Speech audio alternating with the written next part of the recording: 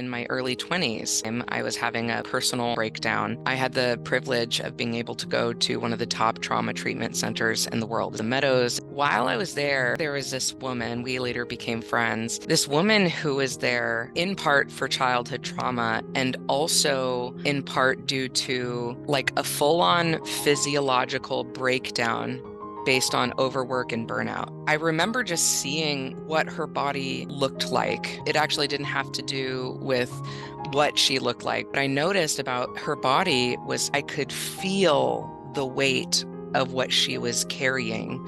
And I don't mean that as an allusion to her actual weight. I could feel the heaviness. I could feel the burden she was carrying. And it was the first time I hadn't hit burnout. I wasn't even a therapist at the time. This idea that overwork or burnout could have such an effect on someone was kind of it was just a conception to me at that time.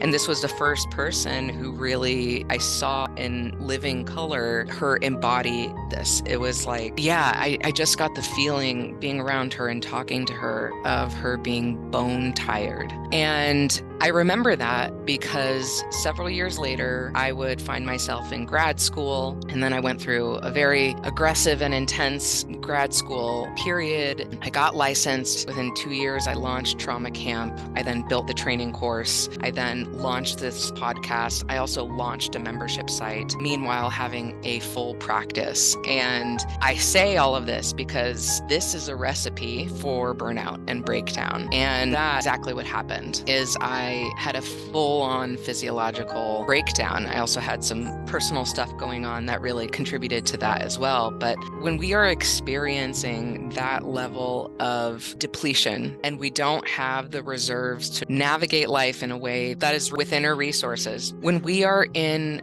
that particular place, the idea of self-care, nourishment, nurturing, recovery, rest, all of that moves from abstract concept or idea to vitally necessary.